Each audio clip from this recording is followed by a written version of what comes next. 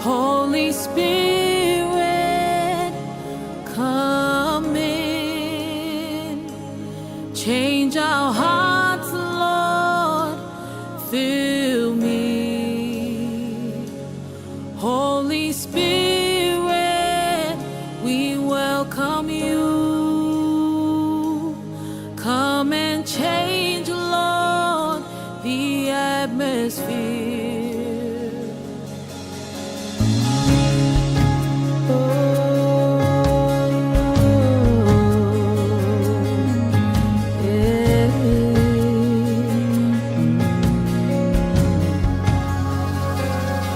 Holy Spirit, come in. Change our hearts, Lord. Fill me. Holy Spirit, we welcome you. Come and change, Lord, the atmosphere. Calling on you today. We're calling on you today. Come into our hearts, Lord. Fill us afresh today. We're calling on you today. We're calling on you today. We're calling. Come into our hearts, Lord. Fill us afresh today. Anganga pa iya. Anganga pa iya. Afioma. Anganga pa iya. Ililoloto. Fatuma. Anganga pa iya. Anganga pa iya. Afioma. Olofalelene. Olene. Anganga pa iya. Afioma. Afioma. Utebala awa tune. Utebala awa tune. Afioma yoele ani. Fatuma matone. Utebala awa tune. Utebala awa tune. Afioma yoele ani. Fatuma matone. We're calling on you today. We're calling on you today. Come into our hearts, Lord. Fill us afresh today. Lord, we welcome you as your presence fills this place. Lord, we welcome you. We call upon your name. Lord, we welcome you. We feel the warmth of your embrace. Come and move. Come and move. Come and move. Come and move. Lord, we welcome you as your presence fills this place. Lord, we welcome you. We call upon your name. Lord, we welcome you. We feel the warmth of your embrace. Come and move. Come and move. Come and move. We're calling on you today. We're calling on you today. Come into our hearts, Lord. Fill us afresh today. We're calling on you today. We're calling on you today. Come into our hearts, Lord. Fill us afresh today.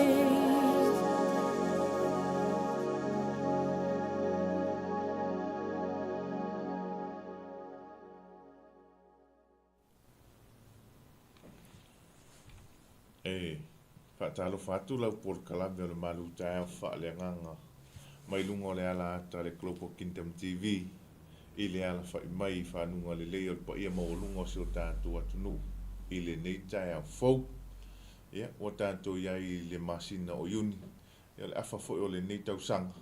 ia i le alofa ma le anga lelei o lo tātou atua, ia, ana whai mai ei whanunga lelei o le aso fou, pe mai le tala ale to ino ta vita whai mai o Iehova, o loo leo ma moe o ia, e leise mea o te mativa ai, na te awea u i le mea o iei le wao mua o te ta o toai.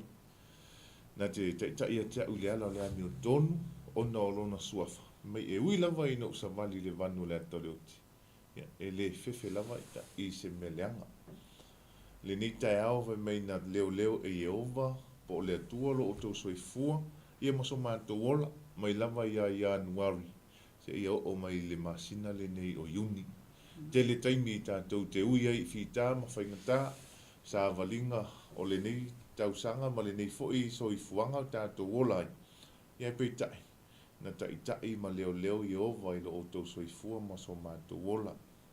Ia le nei tai au ia, mai se panga noa a whaiwa na ngalo ia te oe sau whaafetai i le tai au i le atua ia tātou tau whai whaamanu whaatas i le atua i le nei tai au fou. Ta mana e leo lo mātou ola, na e tai a te i mātou ma le vanu o le ato le oti, na e ave i mātou i le meo i eile wa o mua. Mātou te tā o oto ai le ali ie le file mu ma le anga le lei, le mawhana o ao le atua. Ua e tai mai eile soifua si o mātou atunu. Ai le ngata i leo so mātou ola. Ia i le nei tae ao le ali ie, i le ala whai mai whaanunga le lei ma le oli mai a te oe. Ia mātou te vi ia ma whaafetai ai la ua fio e le au noa. Ia le o ngā tutonu o le sāwalinga i le nei tausanga le atua. Mātou ia i le amatanga o Iuni. Ia ta mā talo i la ua fio i te taitaina la mātou sāwalinga. Ua whai mai Jesu e le mawhai o na ola fua le tangata pe au noa mai ia. Ia le atua la mātou te talo. Wha mole. Ia taitai e loa ngangalo mātou ola. Ina ia mātou wha iwina Iuni le manuia. Ia vi ia la ua fio. Ia wha manuia mai oi le nei tai au le amatanga o le au aunanga. Ala wala ata le ngata i leo le polo kalami o le malu tai au wha le nganga ina ia mātou tufa la upu. Neo mātou ai mainu. Ngā lala i lau ami o tonu, ina ia mao ona matumu i mātou le tumu mai a te oe. Momoli e lo wanganga le ali ie le nei, fe au le nei aso. Ina ia ina ai se loto, au se fina ngalo. Manu malo ina se nganga, ia mo oe malau whaalatanga. Whamanuia mai oe ta mai le nei tai au, sausawina i mātou uma malunga o le nei ala ata, i le mana o lo toto Jesu ke viso i lo suafa pele Jesu le li whaola. O le mavala au atuai. Amene. Toi whatalofa mau wholofa atu. I le whasausaunga si o tātua tunu sa mo i le nei tai au fau. Le ala whai mai tō whanga malu, tō whanga malie na whianga iai ma si o tātua tunu le nā pō o mawai atu. Ia leo o tātou toi whesila whai. I mga whetau soifua i le alofa ma le anga le lei o lo tātou tāpa au sili o le langi. Ia i le langi e mama e lo le taape o pāpā. I le nei tai au, tātou te tau whai whaafetai ai, le siri ese ma le matautia o lo tātou tāpa au sili o i le langi. Ia, i lo nā lofa ma lo nā ngalelei, e whaamanatu pēr i si o tātou atunu u le nei tai au, le tala, le tusi a wenga whai mai, le alofa tū noa o le atua, ua ia le wha umatia ai lo o tō soifua ma so mātou wola. A o lo nā lofa muti vale, whai mai e fau pēr i le aso, ma le aso i le tai au, ma le tai au, ia e whaatalo whaatuai ia te oe, le atunu pele, ia le tamā, le tina, le uso, le tua whawhine, se o le whanau, au na tutofia le tua mo la tau whale tua, ia i le suafa manu malo o lo tātou alii o Jesu ke viso. Mai o le suafa e sili i suafa o malama, o le suafa e o mai ai le ola, tātou te maua ai le manuia. Whaatalo whawhoi le ni tai au, ia i siau so atau nei, ia siau tō lua wha pele. Ia i le nei tai au, so i fua manuia o fusina. Ia hihi lava e toi whaatalo whaatu le whaafonga anga si tātou atunu o le nei tai au fau. Ma lo le so i fua manuia, ma le fua mai nei tai au le lofa maleanga le tātou atua. Tātou toi whatapa ia i lunga fo i o le tātou po kalame masani, ma lo tai au whaaleanganga, ia po le spiritual breakfast, whaapeona lango ina, ia ele up group, poli UP group, money transfer, serve with love catering, ia MSF for ile Provtech automotive. Ia o nisi nei, ia o company po pisinisi. A pe ona tu mailo la tau au, ia tātou so tau au whaatasi, ia pe fe so ani foi. Ia awale tātou po kalami o lo whape ona tu inatu i tai au ta itasi. O vai aso ta itasi, ia awala wale whaafong anga si tātou watunu. Se whaasilinga malo si le tu whaaleanganga, se wha malo si au ia te oe, ia a o se sina fe so ani foi la mātou foi sa valinga whaaleanganga, a o tātou iai i le aso lona 5 le nei. Le tātou sa le o se e mali atu. Ia ile o ngata tono le tausanga. Nei tausanga lua olua wha. Wawela lo tausanga. Wha malo atai fo i vai lele. Malo le onisai.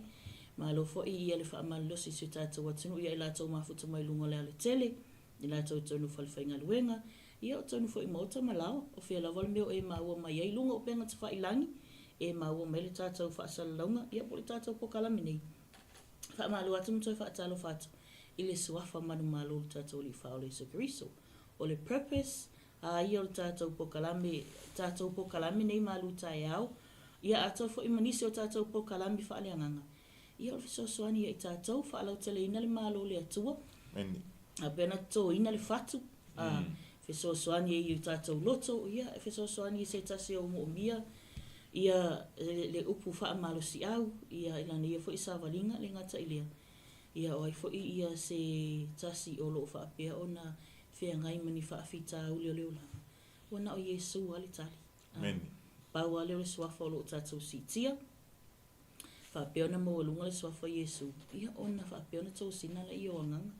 O fo le swafa tatu te o lai. Tatu te sa lo to ai. Fa pe ona tatu ma wai file mu ma tatu ma wai le o. Amen. Mon. Ia to e fa taro fa tu i se tātou ai ngoro whapeo na maua mai le tātou whaasalalonga le nei tai au po le tātou lai. Ia i lātou umai wō ma paanga masani le tātou ala ata. Ia i le ngata fo i lea. Ia o se tasi o lo whapeo na fofo mai lunga le nei ala ata. Ia e ala le turi loa. Ia po o le whangota ina. Ia o se ia. Ia wā lava le oso whaaleanganga. Ina ia malosi i tātou i le upo le atua ma malosi i tātou i le ola whaaleanganga ma whaatumuina i tātou i le tumu whaaleanganga. Whakatos whaatalofa le sunga whaatonu. Ia vaiane le sunga whaawhirenga le sunga ya Pastor Mike. Ia ma le whaletua ia Sarah. Ia o i la ua le olo taita ia le nei ala ata. Ia malo le soifua manuia. Ia malo fo i le langi mama. Malo le wha malosi. Malo le ono sa i le ngā luenga le atua ma le wala awina. Ia ua tofi ma wala awai lo o lo soifua i lo tātou tāpa au sido i le langi. O te whesilia i te oeri o funetaia. Wha mata te misia upea oru ese ma oe i se aso se tasi. Pe alu umia. Pe alu umia. Me mele tala Yesu ina ua tofi e Yesu le arito. Na whai i ona so. Mai o lo tino le nei. Ia o tō whaia le nei mea ma wha mana tunga i a te a. I aso tau te ai. Whapea fo i le vai po le waina. Po le whailonga o le toto Yesu. Whai me Yesu o lo toto le nei. Ia o tō whaia le nei vai po le teimi tau te inua i le nei. Ma wha mana tunga i a te a. O le afuanga le nā po le mafuanga le na ofesile e o tōlo nei te a. Wha mata na te misia au. I le taimi o te aru ese ai ma le fale, ia po le taimi fo i a to ese vai aso o ualu se wha moe po te aru i le matou ainga. O le moli mau o ia e misia. A o le fina ngalo moni lea o Yesu ia te oe, ma o whamele tala Yesu, wha matao e misia o ia. Wha matao o tātou misia Yesu i le aso ma le aso. E ele tali tonunga i le lua maftanga wha le urunga li i, wha le mātua le whanau, wha le whanau i mātua. E umiloana alu ese le tamā po le tina. Manatu loa. Langa whametala Yesu whai ma wha manatu. Wha manatu.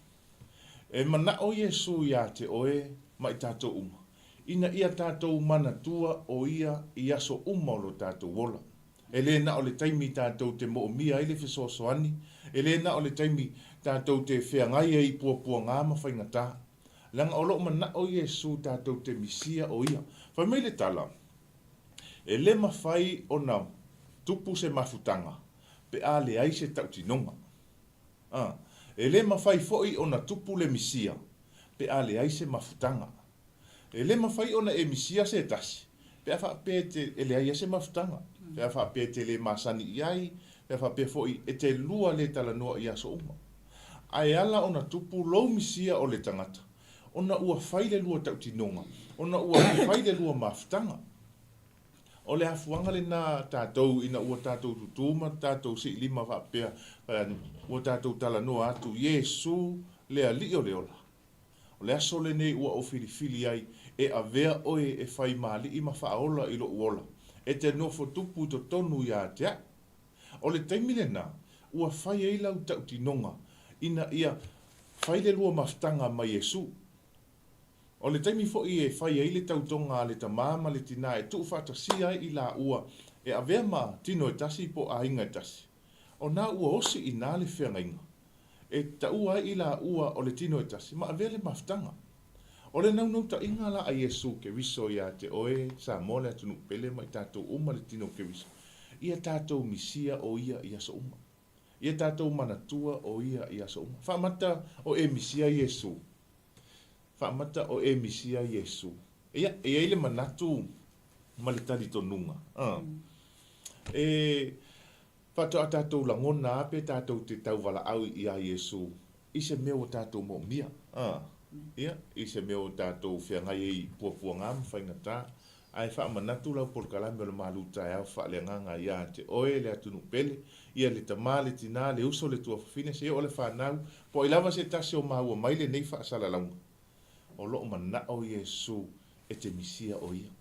O lo mana o Iesu e te vala au pea i a te ia. I taimi malama. O le lelei, po le lelei. O le malu, o le sou. E mana o a Iesu e te lua mafuta. E maualo e oele maftanga ma Iesu. Ona e langona leo lo misia o Iesu pea e alu ese. I sina taimi iti o lo wola. E whape nā uma e tātou, langa o te misia si o tō lua, pe a ualu te whainga luenga, pe a halu foi o ia e whainga luenga, pe alu i se mea e mamau atu, ma le mea maa ua te nonofo whaatasi, langa o le mea mauti noa, e eile te tonunga, e moli mau o tō uma o lo whapeona maa ua le nei whaasala launga. Pau wale o le tangata e malama lama ia te oi. Na o louto o lua, e malama lama le lei i au mana onga, o me te mana o ai, o le mea ai e te fia ai, o le vai e te fia ai, o a mea uma ia te oi. Na o louto o lua, na o le tamā po le tina, o le afuanga fo le nā e alai ona e misia. Na o Iesu fo i la, e malama lama le lei ia te oi, mai tātou uma, i o tātou langona ma mana onga. Mena le mana o Iesu, tātou te misia o ia i taimi uma o lo tātou ora. Ia, e whamalosi atu whapenai le nei tai au, a whai ua, ia se taimi ua tau mau lau savali, ia, po fia fo ile mea o ia ngā iai, i le whitama whai ngata ua tau ngalo ia, oi po fia se mea e te sulu iai mo se fisosoan. Ia, awane i ngalo, o lo o muli atu lava Iesu, o lo o mana o Iesu, manatu mai lo, manatua mai ia, manatua mai ia. Ia, e whapena se langona, of. Men, ia, mana ia le ua ta ua i lau sau noanga ni tai au. Awai leli. O le taulanga le o le misia. Ia, ne te ua whaapea nisi o le misi fo ile le whapea o le ua misi mai lo o langa. O le ai. But no o le misia lea o le whaatau i le taulanga le o le manatu. Alu se tina i se mea. Pe mananga fo i se tama i se nofuanga mamau atu. Ai tu ulu whanau. Pe a whai o se tasi o sau tama. Le atali i po le afine e pele i ate oe. Pele atalata fo i mapepi i ate oe. A e malanga lai se mea. E manatu o tamaititi. Amen. E manatu o tamaititi o taimi uma, o aso uma, o minu te uma, o itu la uma. E manatu o ile tamaititi i le tina po le tamaa. Ia, e ono o tūlanga fo i lea ua matauna le ai. Matauna le fia. Wa le fia alu i me maasani o na iai. Le to iai le tūlanga fo i le fia i ta alo. Pe le fia alu i lea onga. Ia, pe o le tūlanga lea, tau whaamatalatala i nā i le tūlanga lea o le misia. O lo misia, o le kerisiano o Iesu. O le tūlanga lea, o lo manatua. Pe ona tala noa ina, pe ona whaamamalama tu fo'i, le whamanatunga. Ina ia tātou manatu, ia tātou manatua Iesu, i mea uma tātou te whaia. O le proclamation fo i lea. A tātou manatu i a Iesu. At the same time, tātou te whaatinoina mea e loa ai o loo tātou manatu i a Iesu. O le taulanga tātou te tatalo, tātou te mafuta, e taimi uma, e o le whionga pa ia le tua. E koe ki a kai mi uma ke whaika o le whionga pa ia le tua. Pre a e langona le manatu. Pe a e langona le misia lea. E taimi uma e langona alo fia ai lo fia inu. I le whionga pa ia le tua. O mea umala tātou te whaia. Wha mai e proclaim mai le alofa leo Iesu.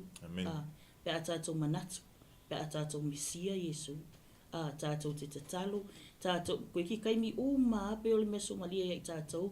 Whai tau ina le whionga pa ia le atua. A whionga pa ia le atua. O i leo lo mai le ta iala. E lima ta ina i tātou. O i leo lo whailoa mai ai. Mea o lo tātou whaia. E le tatau na tātou whaia. Mea e tatau na whai. O lo o tātou le o whaatinoina. O tātou iai. E le tātou savalinga. Ia ele nei fo i vai tau, po nei fo i o langa o lo tātou iai. Ia, peo na iai. Se wha amalosi i le nei tai au. Ia, i le whaafongang fo i se tātou atanu. Tātou manatua. Awane i ngalo iai tātou, le alofa, ma le anga le leo le tātou atua. Awane i ngalo i mea lo e whaatinoina. O lo o whaeloa tu iai le Iesu le te muli muli iai. Meni. Mea umolo o e uia, mea umolo o e iai, o whea lawa le mea te alu iai. Wha mai o i e loa ai Iesu. O i o oe o lo o e aluatu ma le ata wa aia. O le ali whaaola, ia po le Iesu le a tātou te talitonu ma tātou fia fia, ma tātou tala ina. E le ngatala na o upu, whapea. O misia Iesu. Ai le se mea o whaia. E le se taulanga o whaatino. E loa ai le alofa ma le anga leo le atua. Po whailoa ti e ma proclaima ti iai i tangata. Le matau tia o le Iesu ma le atua le tātou te au ona iai. Ameni. Moni ma wha maoni.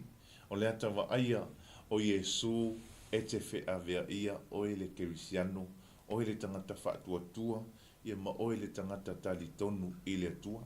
An tātou wa ai nei i alo ma whanau e whai loa e se tamaititi se mea leanga. O le talalea, o se tama ai, o se atali ai, o whea sau ai, e muli ai nisi mau fesili, ai mua lava fesili, o se tama ai, o se atali ai, o whea e sau ai. O talana, tātou fuila nei o lo tala noa i le lei ma whaasoa, le alofa o lo tātou ali whaola o Iesu Keriso. Awane i ngalo, awane i masania ia te oe. O loo lama mai le ali o le lalolangi. Ma le lalolangi. Ia te i tātou i taimi lama o lo tātou savali. Na o lo sasi ia e whaalongoina lo le leo whaapea. Whai mai fo i o tangata o le atua. Whai mai fo i wa whaolaina. Whai mai fo i o tangata pa ia. Awane i ngalo ia te oe. O le ata wa aia o Iesu Keriso. O lo whaapea o na e wheawea ia i taimi o lau savalinga. E lea na o le taimi e te tū o le whare sāma whai lau vi inga. E lea na o le taimi e whai ele mawhitanga te talo. E lea na o le taimi e te alu e le fellowshipi e whaamatala atua i a te oe lea. Le ata o Iesu, po o Iesu, lea taimi Ina ua e si lima i a Iesu Keriso. O ina e a mata mai ai lau savalinga. Ma le ata wa ai alo tātou ali o Iesu Keriso. O lo e wheawea ia. I taimi o lo soifua ma leola. Ia, e whamanatu atua ili nei tai au, whamanatu masani ali tātou ala ata, o le tātou porkalame o malu tai au whaaleanganga lo sao ngā le mu. Malu lule nei tai au. E le usua i o nei whanau ia o onga, hapea fo i le mamalu o le atu nuu i wheau mga aluenga, e le ngata fo i lea, i lato tamama tina matutua po a inga ma uo o asi mai le nei atu nuu mo tā whaonga.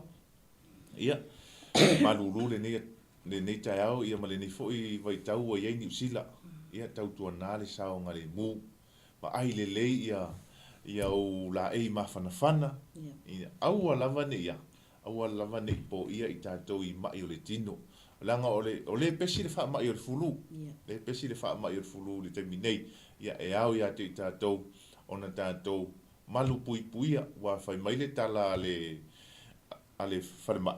E sili lava le puipuia. Nei lo le tau tonga fitia. Ia, oi fo iwa. Whamanatuina le aso soifua le nei vai tau. Ia, whamanatu atu lau por kalame. Whaisau whaafetai i le atua. Whaisau whaafetai i le atua. E mo moli ai lo loto oli ma lo loto whaafetai i le atua. Ona o se aso, o se tausanga whaopopo i le soifua ma le ola. Ua foa i atu i le atua i a te oe. E whaamanui atu ai lau por kalame o le malu tai au. Mai le sunga whaatonu ia mai mātou umalam. I a te ila tau o whaapeona au lia mai le aso soifua i le nei aso ia angalele i atu le atua. Ia ma whaopopo nisi aso se stele i le soifua ma le ola. Ia e whaauawai le walauina. Ia o le alofoi ma whanau. Ia angalele atua maua le ola tuputupua e maua le poto ma le atamai. Ia e whiangai ai ma o onga. Ia awale tausia ina. O le lumanai. Ia le ngata fo i lea. Ia o lo o e lava ia sa ilinga. Awa lo ola tuputupua e. Mo le manuia o oe o matua a inga nuu ma le kalesia. E se si mea? Ai o le a tātou se e i le whātunga le ni. Toi taliu mai. Tātou me i le tātou malu. Tai au whaaleangang. E whai ma wha malo si au. Ia te oe. Ia mai tātou uma. I le nei fo i aso. I le sāwalinga ma le amatanga o le nei aso.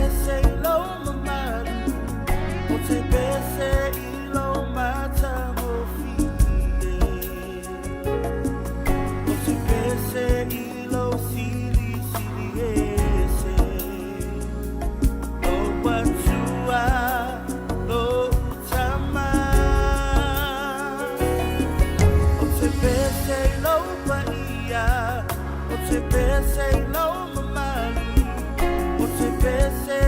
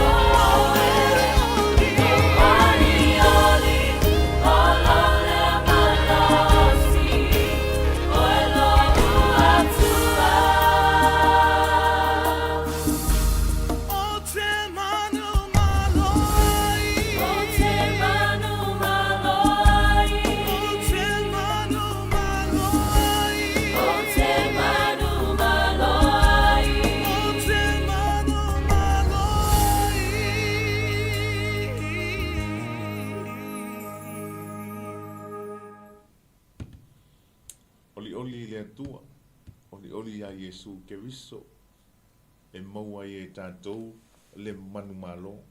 E lei lava se isi tātou te manu malo pe tātou te maua ai le oli oli. Ua na ono tātou ali o Iesu Keriso. Au tātou sauni atu le tātou wha malosi le nei tau.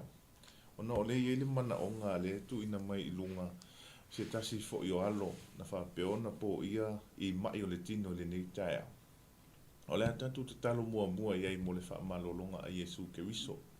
O te wha malosi fo i le tina ia po le tuafine ia luse. Ia tuulo loto ia Iesu Keriso mo loi. Ia e tali tonu i le wha malolonga a Iesu Keriso i lunga ia loi. Mai le tala pe te uruma i o ane i le pipili na asi le malumalu. Po le whaitutoa. E le aisa ma ua a rio, e le aisa ma ua auro. Ma ua te tuina atu i a te oi. Ai ua na o le tasi le mea ma ua te tuina atu i a te oi. Ua na o le suafa o Iesu Keriso le Nasareta. I nā tula i ia masamali. E le aifo i se auro po se a rio i a te ma ua nei. Ma ua te tuina atu i a loi le nei tae au. E wha malolo i na ilo na ma. Ai le suafa manu malolo tātou ali o Iesu Keriso le Nasareta o ia o le wha malolo ma. Na feta lai whai mai na ia tau ave o tātou ti ngāma mawhatianga i lunga o le sātau. Ina ia malolo ina i tātou. Ona wha lava e malolo ai i tātou. O la tātou te talo. Iesu alofa, Iesu wha malolo mai. I le nei tae au. E loo iai le mana onga. E ala mai le tina po le tuafine ia luse mo si ana tama. Le awhawhine ia loi. O po ia i mai o le tino. E le ngata ia loi. A o i latou umalava o loo whaata o tolia i mai o le tino lo mātou atua. Mātou te whatasi atu i luma o la ua fio. Iesu na e feta lai o oe o le wha malolo mai na e alua e le sātaro ma mai ma ti ngā ma whaingata ina ia malolo i mātou na e feta lai tau lava lo mātou talitonu atu ma wha atu atu o na malolo ai lea o i mātou i lo suafa Iesu mātou te wha apea atu ai le anganga o le mai o lo ilunga ia loi ma i lātou umalama alu ese i le suafa o Iesu Keriso. Ua malolo i le suafa o Iesu Keriso. Pa iatu, pa iane, pa ifo, au la vea i o au wha malolo i le mana o le toto o Iesu feta fea i mai le tumbua i se ia pa ia lofio na mai. Ua malolo ai o ia i le netai au. Wha feta Iesu i lau wha malolonga. Ia vi ia lo suafa ma malu. Amene, amene. Ya, whaftai Iesu i lau whamalolonga le nei tae au. Tātou whamalosi le nei tae au, no le tātou taimi e maua i le tusia le evangali o Ioane. Ioane lono mta au pos fuluma le lima e a maua so a manoa, po so taimi tā ua, po so taimi pānga noa. O te mana o ia te o te whaita wina a toa lava le mata upu lea. Ai ua ma au maia le whai upu mua e whaangata i le whai upu e ona. E whai ese tātou wha malosi au i le nei tae au. Ia, e whai maoso le sāwalinga i le nei fo iaso. O le a whai tau atu le wha Samoa. O na whai tau ina le e ofu le wha Peretania. Ia, mo i lātou fo i olo wha peona. Tau le malamalama i le tātou ngana. Ai awane ngana. Whatoa mai anei atua le vai aso na wha tāua i nai. La tātou ngana. Ina ia, i loa ai ma wheso o tai ai. I a inga. Li ile ngangana Samoa. O au nei o le vine moni, a o lou tamā o le ngalu e vine ia. O la umalava o ia te au e le fua, e ave e se ina e ia. A o la uma e fua, e teu e ia. Ina ia fua mai ai a ti. Ua uma ona wha mama ina o outou, i le upu na outou tala atuai, e la te outou. Nā tu mauia o outou i a te o au fo'i i a te outou. Whaapei o le la e le mawhai o na fua pe a nā o ia. Pe a whai e le mau le vine, e whaapea fo'i outou. Pe a whai tau te le tū mau i a te au. O au nei o le vine, o la outou, o le tū mau i a te au. Ma au i a te ia. O ia lava e fua tele mai. A wā e le mawhai e outou o na whai o se mea e tasi. Pe a au le iai. A whai e le tū mau se tasi i a te au. Ona la foa ina lea o ia i tua, pei o le la au. Ma wha popo ina, ona wha poto ina ai lea e tangata, ma lafo i le afi ua susunu ai. I am the true vine, and my Father is the gardener. He cuts off branch in me that bears no fruit, while every branch that does bear fruit he prunes, so that it will be even more fruitful. You are already clean because of the word I have spoken to you. Remain in me, as I also remain in you. No branch can bear fruit by itself. It must remain in the vine. Neither can you bear fruit unless you remain in me. I am the vine, you are the branches. If you remain in me and I in you, you will bear much fruit. Apart from me, you can do nothing.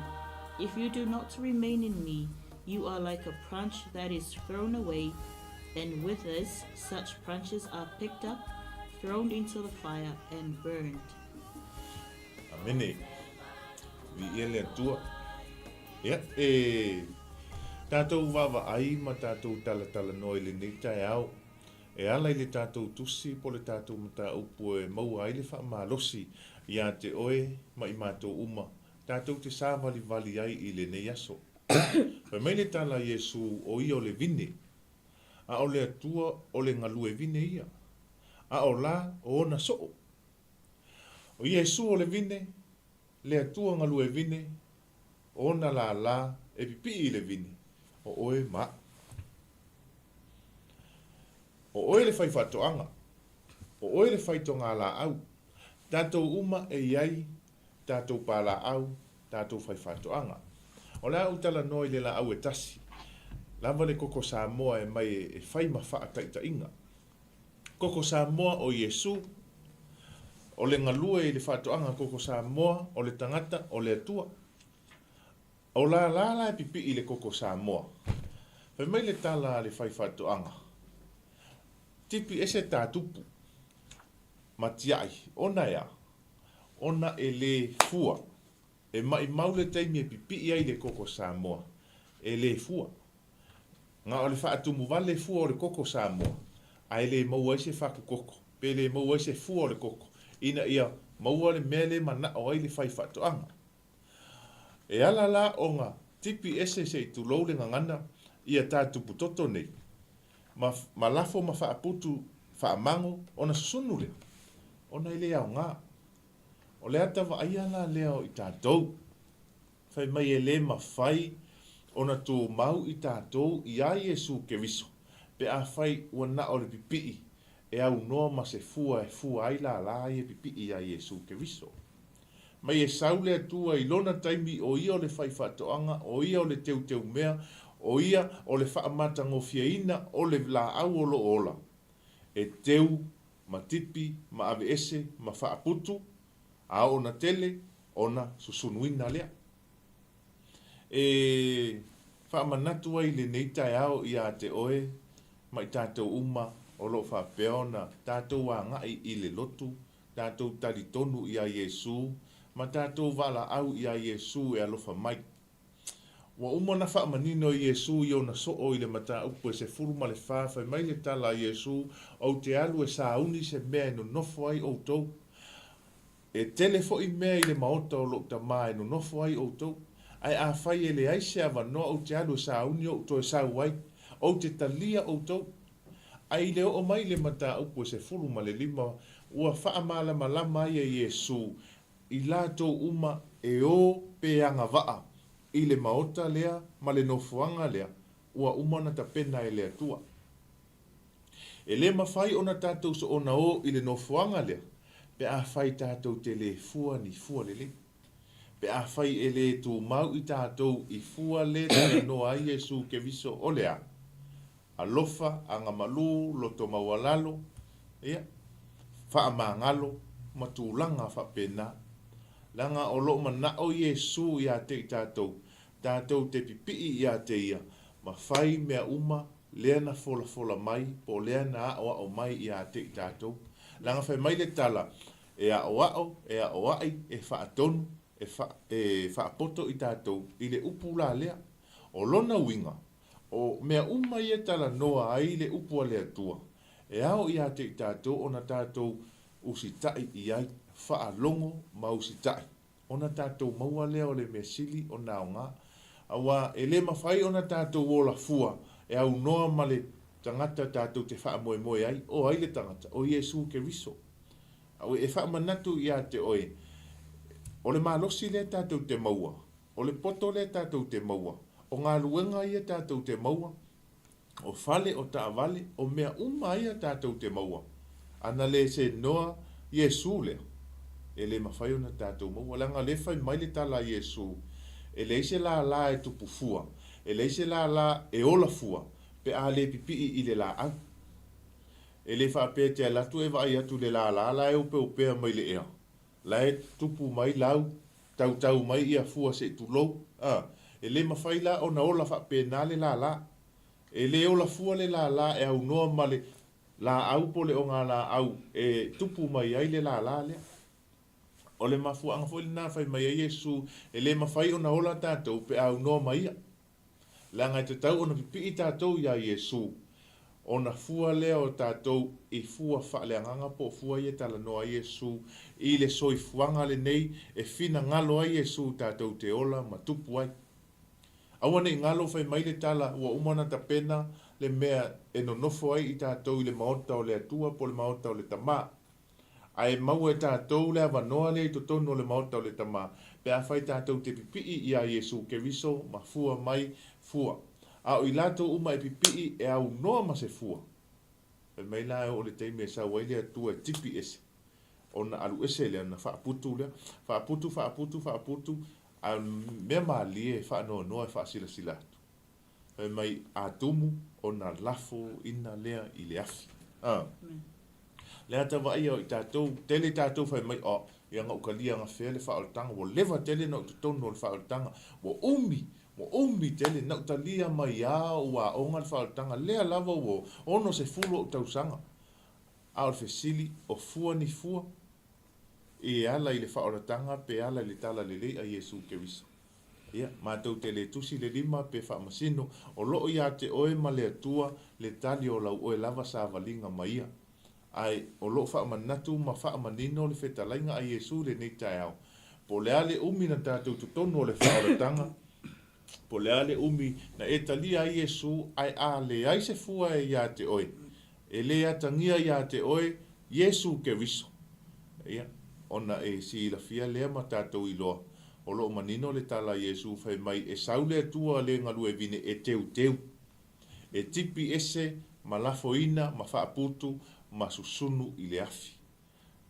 A o le e tu mau ia Iesu, ma ola i le finangalo o Iesu Keriso, ma le mea laima na o Iesu e fua ai lona o langa. Pe mai e teu. Mai e teu. E teu e le atua. Ina ia fua atili mai. Maua e ia le manuia o le saulotonga o le oli. Ia, toi maua fo ia. Le ava noa lea. Lea wa umana ta pena Iesu. E watu whaataita inga ia te oele tala ili tamaititi na sasa pepe ai lafi le tele o tangata. E sasa ili tamaititi ia ia pepe la ta alo ai. Le tamaititi o kiti ona. Ai lai loa le lea tua. O le tamaititi lea a o na tupu. Ma tua. E fua lona o langa i fua lele. E teu e ia. Ina ia fua atili. Ti ngā lana, mei na whai e le nuu o Israelu le mea le anga i luma o le atua. Ua toa sa ai le atua. O na manu malo ai le o le tasi nuu. Toe alanga lea i le atua mo se fesoa soani. O na sau ai lea o le a ngelu whai le tamaititi. O e nā le toa malosi.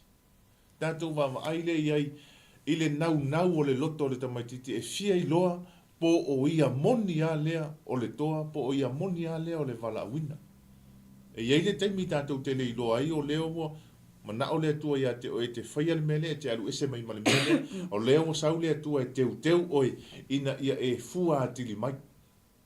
A tātou wa ai le tala a kiti ona, whai mai, lea tua, a whai o oe lea, whaatali atu iso ua lue mai mese i o se le taulanga. whaatali le tua me le tua wale le. Alu lea sau o umata pena me o se taulanga saua o le whaatali le tua. Toi o le teimi la a nga ia e whai le taua. E osi le to i lalo. Whai mai le atua o te fia mauti noa lava. Tau lava o lea. A o le tae au ua le fofola le fulfulu maa moe. Tau o le fulfulu maa moe e susu a ia mango le vau. Teu. O le tau wha amatala tala atu le teu ina e le li. O oe ina ia fua atili mai. E usu atu le tamaloa o kitiona. Na o le fulfulu maa moe a e susu. Toi whai mai lo ma le tala kitiona. Au ane i tota mai le atua i atea. Toi paua lea le atua. Wha mole. E tutusa le tala le akitiona. Ma le tala le to ina Abraham na whai le atua. Au ane i tota mai lo atua i atea. Whai mai lo kitiona. Tau lava o le fulfulu maa moe e mango. A i e susu le vau. Lani mena tupu. Na taunu. E aluatu kitiona. Na o le fulfulu maa moe lava ea. E mango. A e susu uma le vau. Mai le tala Abraham. Le atua au ane e tota mai i atea. Wha pe e mau atu i ai. Se au kewisiano to se fulu. Whai mai tala le atua. O te le wha umatia ali nu. Wha mata o ia te oe se to se fulu. Wha mata o ia te oe se tangata o loo teu e le atua ina ia fua atili mai ma tupu lona ola nau ma lona ola ngā lala mo le atua ma lona finangalo. Manino le tala ia kitiona manuia me umana te whaia. Amata mai a le fia se fulu afe o tangata na whaasanga tau mai a Israelu na whai ia le atua. O lo whasinga o tangata na e peia na te whasia le tangata e to tasi.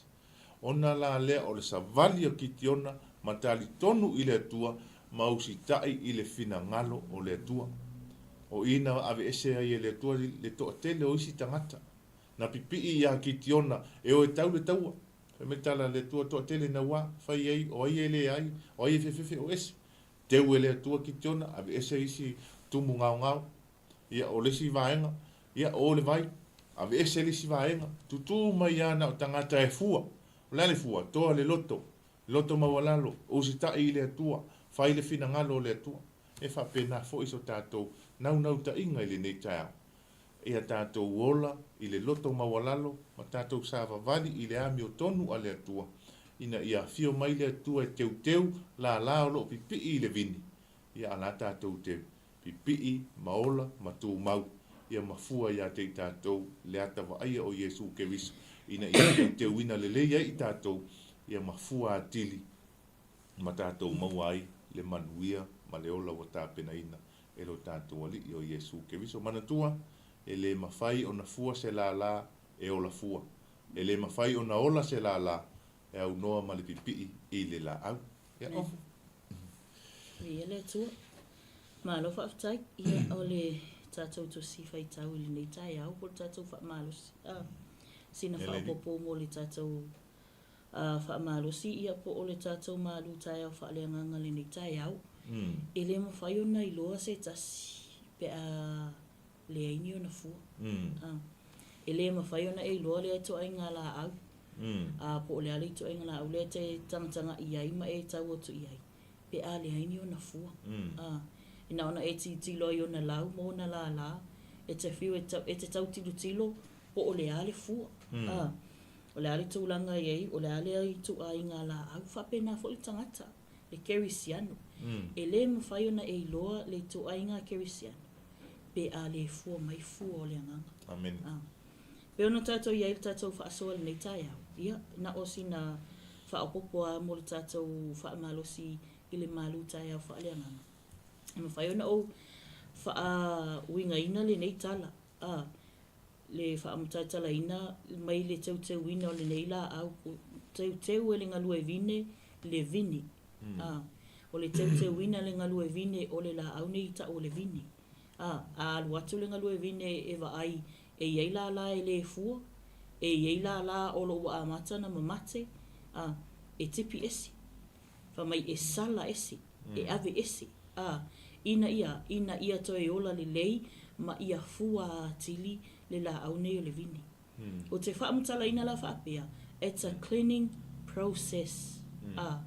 Po o le process o le whaamama ina, o I tātou le au kerisiano.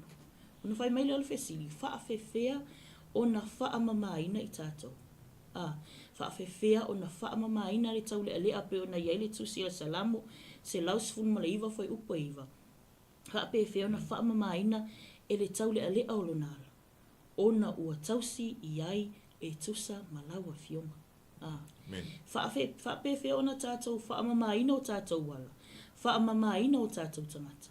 O na ua tātou tausi, o ua tātou sawa wali, e tusa ma lea fionga pa ia le tua.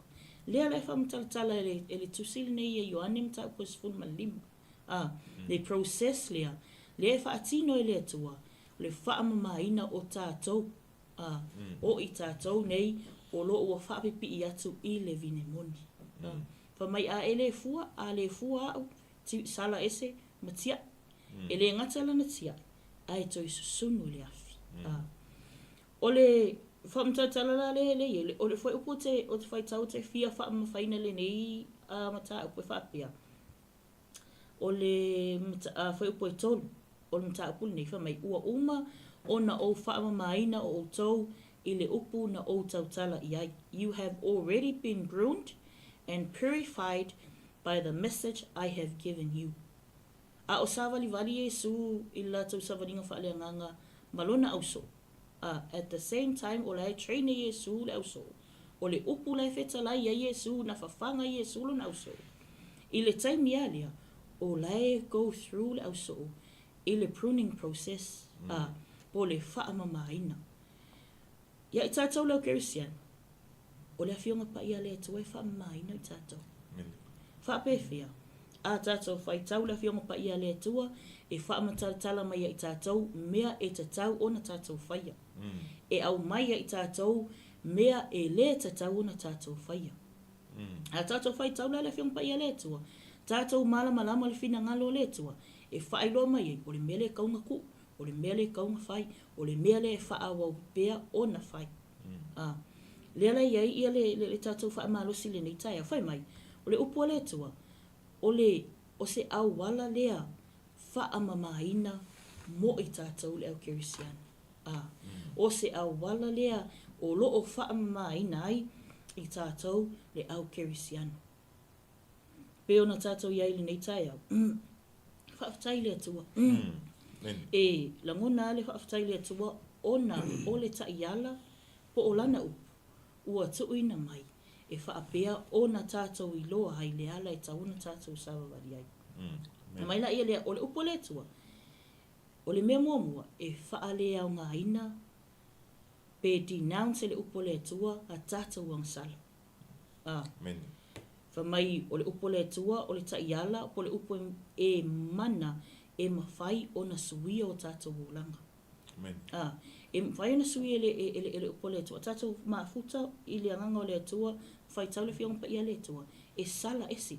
The same time, o lai ke whai kau, o lai veso pio uso. Ola se ola o mele whai. O le mele tau na whai, o le mele tau na tu, o le mele whaawa wina peo na whai. O le mele le whamai le tua ia tea o e tau na whaatino, o le mele tau na ou le tau whaia, o le mele tau na ou sala mo ai. E awane I toi whaia. Lea le whamai ei, e whaale au ngā ina e le upune le tua, a tātou wang sala. Sala le mu e se le upo le tua. A e maafuta le ima e whaitau le whampai a le tua. E you will be amazed. E o atu I le taimi pe, like, whaataita inga whai o le masina le tu mai e te whaitau e le whampai a ke skake le upo le tua. E umane le masina. And you will be amazed. Loi loa. Ua kele anga alu e se aku aisi mea ia. Tele vai inga o loo ua e loa. E le tatau ona e whaia. E le tatau on. Ia e moa loto wha maangalu. Aua te mana o fua I mea le lua te tua oi. Aua te nga oi. Aua te upuleanga. Mea wha pena. Tūla whono loa mea le tua. Lima teita ina ilo tatou wala wha leanganga. Maila. Wha alea o ngā ina la mea nei.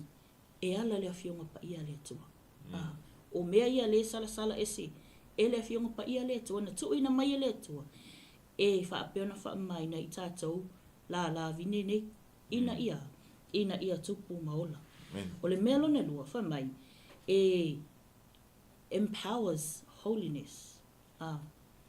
o le winga o le upula o le empower for mai to make someone stronger and more confident, especially in controlling their life and claiming their rights. For mai e whaamalusia oe, e building a low confidence, e ke kango e claim me se mea, e pilong ya oe, po se mea e oe e ana ina. For mai la ia lea, e empowers holiness. Ringa, e whaamalusia oe, ma whapeo una ia oe, una ia I tātou, ina ia tātou wola e se o langa, e whaapa ia ina. Amen. Upo le tōna te whaamalusia mo una ia I tātou, ina ia tū mau tātou I le ola whaapa ia ina, e pei ona whina ngalo ai le atua. Whamaila le te mua te saloni e wha, fitu, I le whaupoe walu, a waile I wala awina I tātou le atua, ia mio leanga, a ia whaapa ia ina I lava. Whaapa ia ina lava. Lua koroni tau fitu whaipu mua o le nei le au pele ona o wau.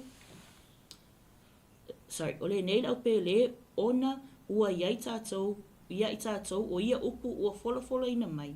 Ia tātou whaamama ina I tātou I mea uma e leanga I le tino a toa ma leanganga.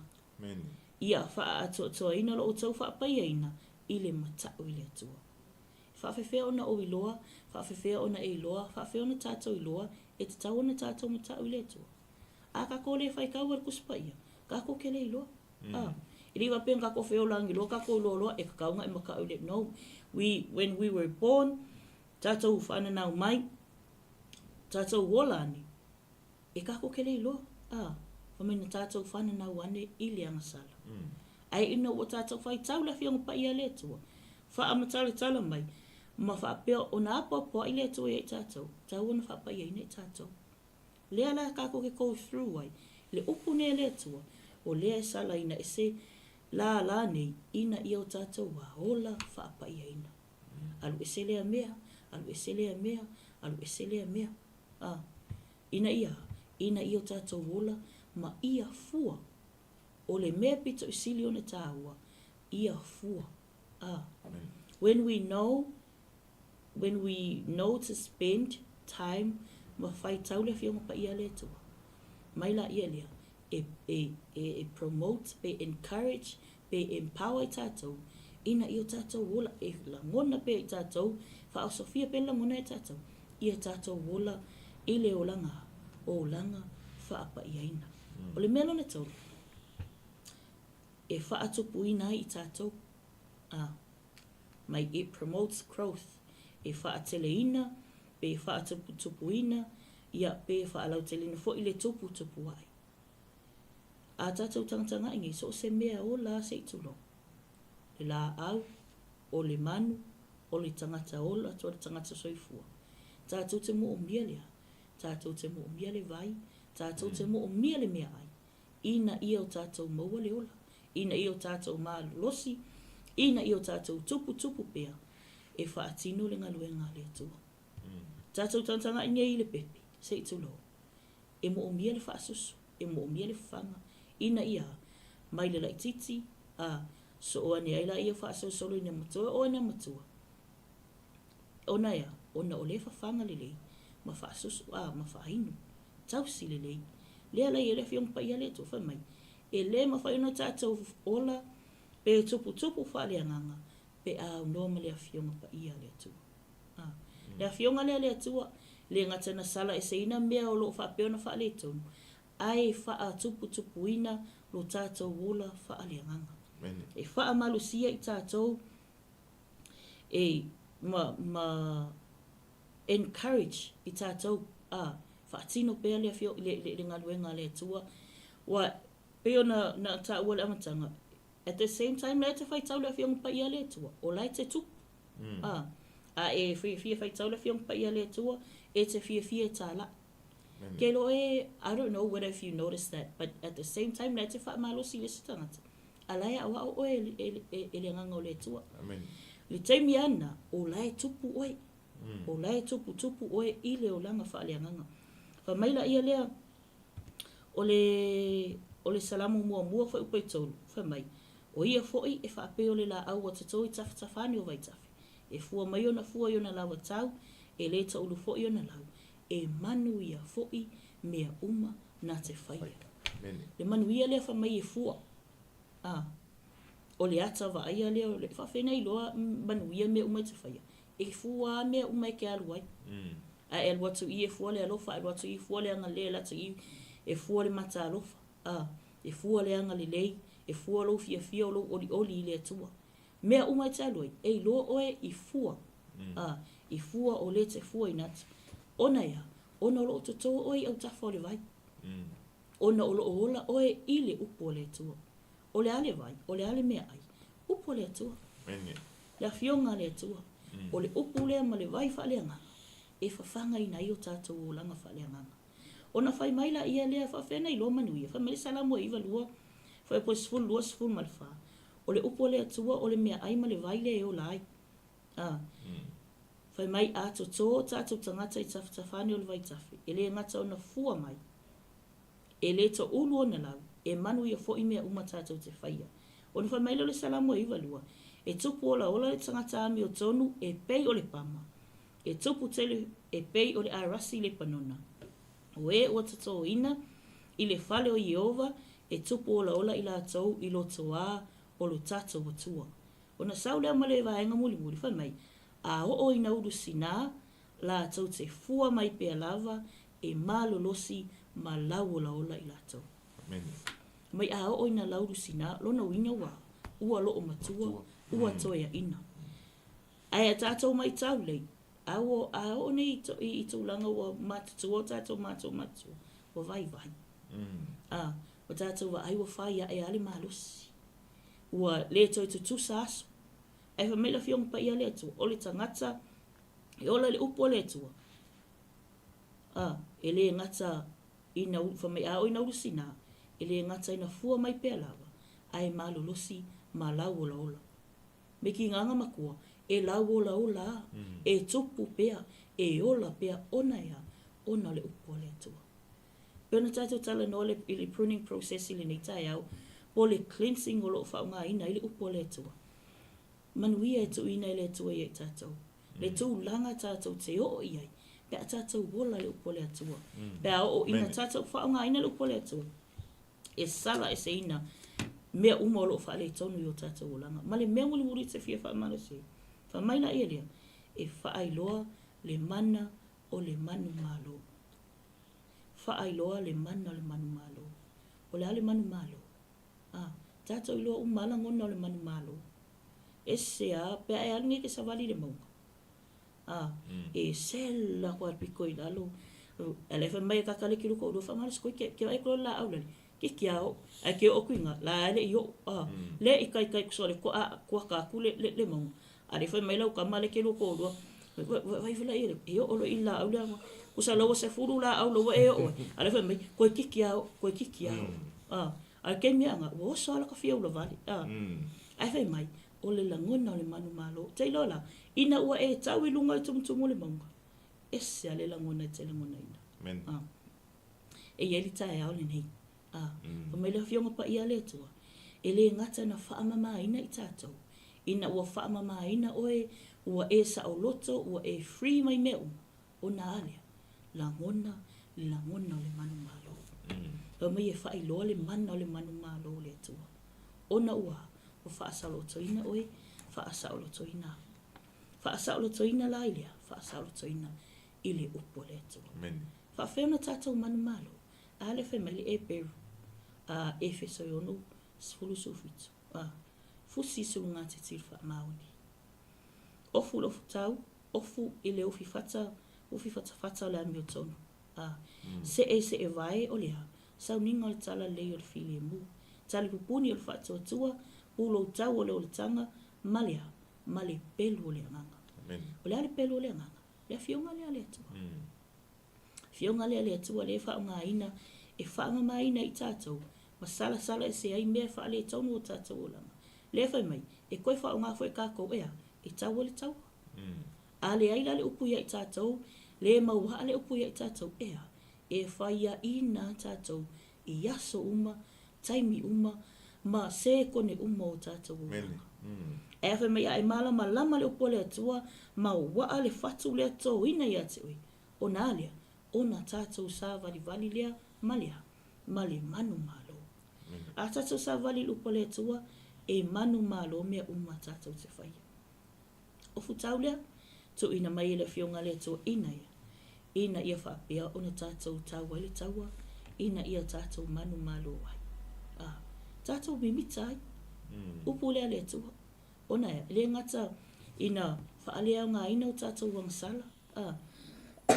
Tulo, le ngata lea e whaatupu ina i tātou, ai lewa, lea ua whapea ona whaalia i le mana, o le manu māloru tātou li whaole sukarisa. Amen.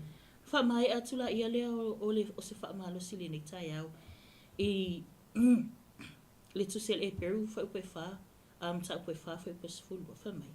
A walo o ola lea fionga lea tua, o lo o matua ngā lue fo'i, o lo o sili fo'i lona maai i pelu uma e whaatau maai o naitu, o lo o vai fo'i e o lava i le vai e se ina o le loto, ma le anganga, o ngau ngā tino fo'i, ma a ano, o iwi, o lo o whaamasino fo'i i manatu, ma filinga o le loto. Upo le atua, whamai. Whapea ona vai e se ina i le loto ma le anganga. Vai no ngau ngā tino fo'i, o a ano, o iwi, o lo o whaamasino fo'i, i manatu ma tātou filinga mo tātou loto.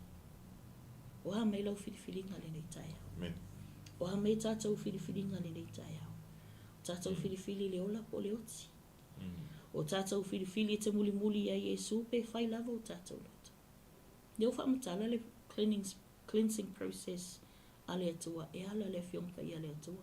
Whaamamaina o tātou wala, ona le fiongpa i a le atua. We live by the word, tātou te ai, tātou te whino e le upul ne le atua. Ina o tātou tupu, ina i o tātou wola, ina i o tātou fua a tili. Amen. Whamai pe tau te mātutua, pe tau te urusina, mai e tupu la ola. Ona ia, ona o le maua alea i whea, i le vai. Vai leo leola, leo tu ina mai e lea tua mo i tātou. Ina ia fua atili le vine. Awani o tātou, whaama i maua lea wanoa. Whamai o i tātou oa olive vau. Kwa ese a kākou, ese a le vini. O le vine moni o Israelu lea. Efe mai, na ave ese mai le Israelu lea. Ai tuu inai, o e peta tō inai, pesu nui o le vine moni. Ina ua e talia le whaoretanga. Amen. Awa la te whaama i maua lea wanoa lea. Awa e te manatu māma lea wanoa lea. Lea watu umai e lea tua ia te oi. E te ola, e te tau mafa, e te inu, pe te tau sami e foi. I lea fionga lea tua. E te ola ai i tātou nei, tangata, whaolaina, po i tātou le au kerisiano. Amen. A alfesili la le tai au, o whape i mai le tātou sāwari. O la ala tātou ngā luenga o lo whai. Peo na iai tai au uma e whaamalosi i se tātou ainga, ia keriso, o nau le tātou sāwaringa whaaleanganga. Sā wale ti apolo, uolo ua malosi ale sā wale ti apolo. Ai o whape i mai tātou le au kerisiano. Te mana tua e ele siata, pe ele diagram, na mai el matou tama whaaleanganga i le si vai tau. O le ata, o le la au mawhala, o le kele i o manki. O la se kele o manki, kusa o manki, manu nei le e le o le si, a e ti telo nei, e le tangatanga i le leia ia.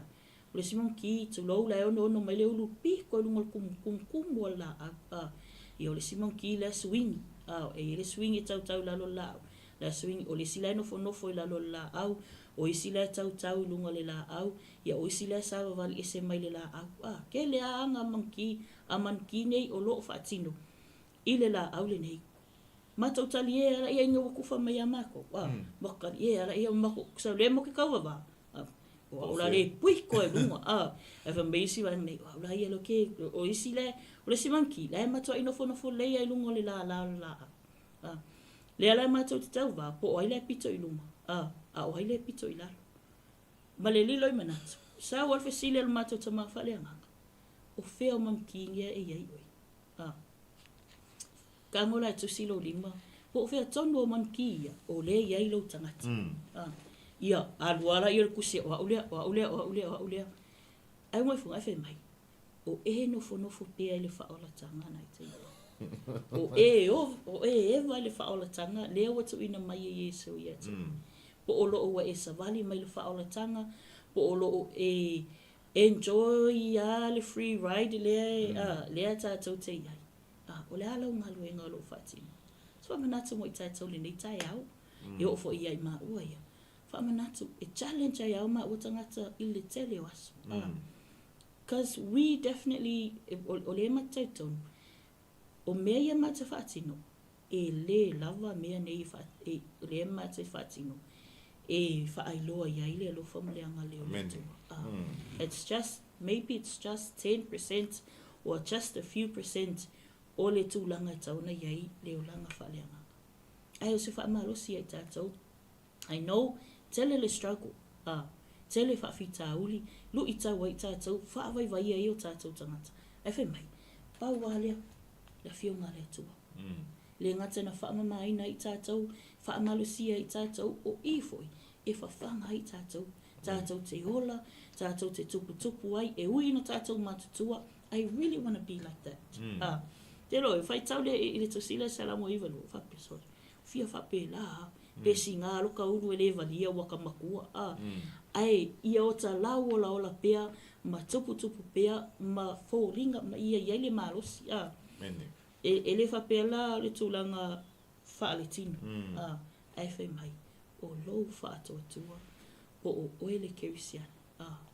Le ale tūlanga o lo iai, lau sa valinga whaale anganga. Ia, tātou mai tau fo le telu nei tātou ta mamtina mātua. O le tau ngā mālosi lea, o le tatalo, ma le whai tau tosi pa ia nei o tātou mātua mātua. At the same time, we learn from them. Tātou te awa uinai. Ia, tātou iai, whaonga ina nei yaso waleanga. Tātou whaonga ina nei yaso, ma tātou whaitau ina aso lo tātou ola, o lo o maua, ma tuina mai le atua, e tātou te whiola, ma soifu ai, ma au nai moia. Ngā lele atua nei aso, si tātou atunuu. Ia tātou maua le loto maua lalo. Ma ia vea i tātou nisi o loo proclaimina le alofa ma le angalelei o lo tātou atua. Mi ele atua. Mai po whiana te iai, po e tawhau, po e eva, po e manatu, po naua a mata o ne e savali ese ma le whaolatanga a Yesu Keriso.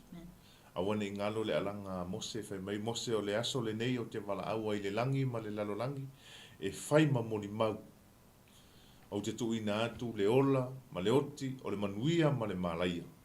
O le nei, ia o tō filifili ai i le ola, ma le manuia, ina ia manuia ai o tō ma o tō whanau.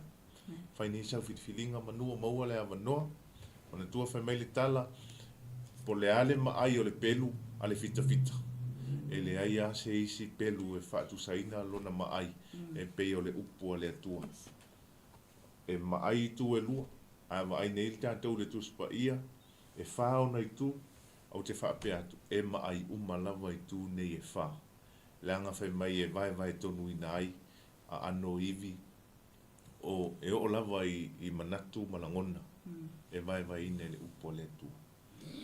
A whai e te tango e tusi, le ata o le savalinga o lo e savali ei. Ona e tango le e le pelu po le upu o le atua. Na e tau mawhai lea, ave ese le mea lea, ave ese le mea e te maua umalava i to tonu o le upu o le atua. Tātou whaamalosi na nei tai au, o lo soifua le atua na te teu ina i tātou. Ai au na tātou teua, lo tātou ola le teimi nei. E ala i le mafuta i le atua, i le whaitau ina o lana upu. Anga lele atu le atua, i si o tātou atunu, mo moli atu e lona nganga, whaalau tele e le nganga pa ia o le atua lana upu le nei tai au, ina ia whai ma vai malu, a o se malu tai au, ai aina i se loto o se finangalo, manu malo ina se nganga, mo le atua malana whaoratanga malona finangalo. O le afo i se upu o le tau tamali i la o tau whaafongafonga anga sa mo le atunu pele le nei tai au, ia e asu atu vai malu i puenga i loto ma finangalo, whaamangalo mai, mātou te matua atu ina. Ia, talo fo i le mana o le toto Yesu ke visu. E ui mangalo ai se wha le tonu o a utou au auna. Ia, mai a te mau nei, ma le sunga le wha tonu e mole atu ai wha munianga, ma le wha anga le nei asu. I fe au mga luenga whianga iei ma se o tātua tunuu.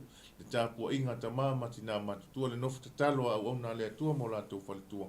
A le ngata fo i leo le whanawiti i whianga iei ma o onga. Wha amanuia tele le atua. Anga le atu le atua. Ina ia i ulava le nei aso ina opo. Ia tātou tau whaivi ia le anga le leima le lofa le atua. Ia e nā tia matu mau le whaatawaa ia te i tātou. Vi ia o e ta mai le nei tai au. Whaafetai i lo walofa. Whaafetai i lo wanga le lei. Whaafetai Yesu i lau upu. Whaafetai ua e whetalai ai mātou whaanongolongo ta ma. Ia o ngā le ali ia le nei tai au. Lau upu na e whetalai ai. E a o au ina ino mātou wola. E teu ina ino mātou wola. Ina ia mātou fua atili, maola, mo la mo fio ma lofu na nai.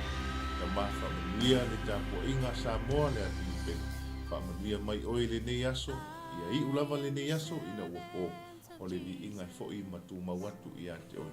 Whaamangalo mai i mātou le atua. Tea whai wa iei se upu o mātou tau te tala ai e le tusa ma lofu na ngalo. Whaamole ta maa i mangalo i mātou i lo toto Yesu le li whao. O le mamala awa tuai. Amen, ma amen. Nuia le ni aso sa. O